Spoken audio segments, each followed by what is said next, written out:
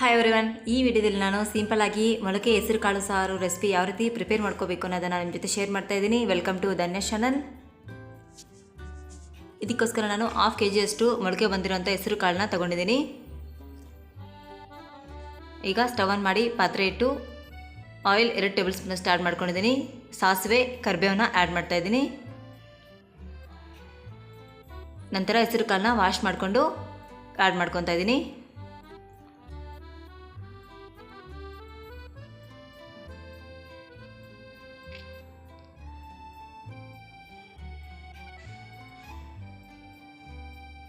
ಎಲ್ಲ ಹೆಸರು ಕಾಳನ್ನ ಕೂಡ ವಾಶ್ ಮಾಡಿ ಆ್ಯಡ್ ಮಾಡ್ಕೊಂಡಿದ್ದೀನಿ. ಈಗ ಎಲ್ಲನೂ ಕೂಡ ಚೆನ್ನಾಗಿ ಮಿಕ್ಸ್ ಮಾಡ್ಕೋಬೇಕು.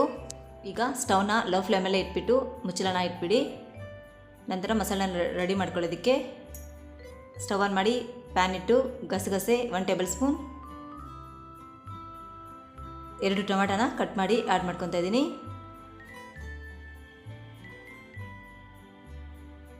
ಒಂದು ಈರುಳ್ಳಿನ ಆ್ಯಡ್ ಮಾಡ್ಕೊಂಡಿದ್ದೀನಿ. ಕೊತ್ತಂಬರಿ ಸೊಪ್ಪು,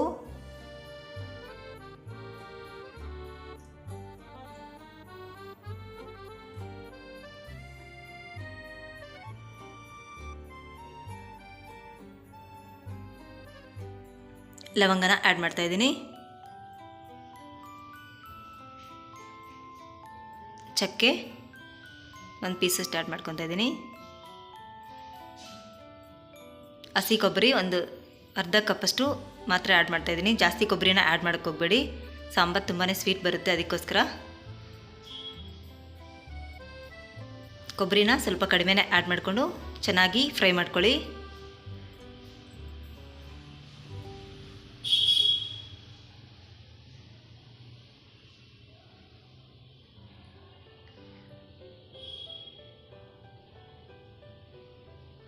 ನಾವು ಇದನ್ನು ಸ್ಟವ್ನ ಲೋ ಫ್ಲೇಮಲ್ಲೇ ಇಟ್ಕೊಂಡು ಎಲ್ಲನೂ ಕೂಡ ಚೆನ್ನಾಗಿ ಫ್ರೈ ಮಾಡ್ಕೋಬೇಕಾಗುತ್ತೆ. ಆಗ ತುಂಬಾ ಚೆನ್ನಾಗಿ ಬರುತ್ತೆ ಟೇಸ್ಟು. ಅದಕ್ಕೋಸ್ಕರ ನೀವು ಇದಕ್ಕೆ ಬೇಕಾದರೆ ಈಗ ಆಯಿಲ್ ಒಂದು 2 ಟೇಬಲ್ ಸ್ಪೂನ್ ಅಷ್ಟು ಆ್ಯಡ್ ಮಾಡಿಕೊಂಡು ಚೆನ್ನಾಗಿ ಫ್ರೈ ಮಾಡ್ಕೊಳ್ಳಿ. ಅರಿಶಿನ ಪುಡಿ 1/4 ಟೀ ಸ್ಪೂನ್ ಅಷ್ಟು ಆ್ಯಡ್ ಮಾಡ್ತಾಯಿದ್ದೀನಿ. ಖಾರದ ಪುಡಿ 1 ಟೇಬಲ್ ಸ್ಪೂನ್ ಅಷ್ಟು ಆ್ಯಡ್ ಮಾಡ್ತಾಯಿದ್ದೀನಿ.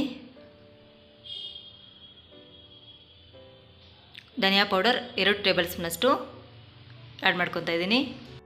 ಈ ಮೊಳಕೆ ಬಂದಿರೋಂಥ ಹೆಸರು ಕಾಳು ಆರೋಗ್ಯಕ್ಕೆ ಕೂಡ ತುಂಬಾ ಒಳ್ಳೆಯದು.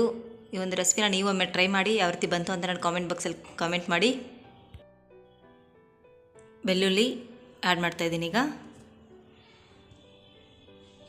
ಎಲ್ಲನೂ ಕೂಡ ಚೆನ್ನಾಗಿ ಆಯಿಲ್ ಒಂಚೂರು ಆ್ಯಡ್ ಮಾಡಿಕೊಂಡು ಫ್ರೈ ಮಾಡ್ಕೊಳ್ಳಿ.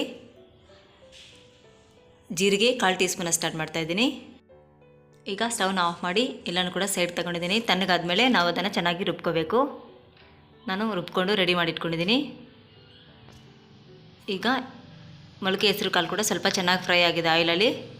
ಈಗ ಅದ್ರ ಜೊತೆ ನಾವು ರೆಡಿ ಮಾಡ್ಕೊಂಡಿರೋಂಥ ಎಲ್ಲ ಮಸಾಲೆನ ಕೂಡ ಆ್ಯಡ್ ಮಾಡ್ಕೋಬೇಕು.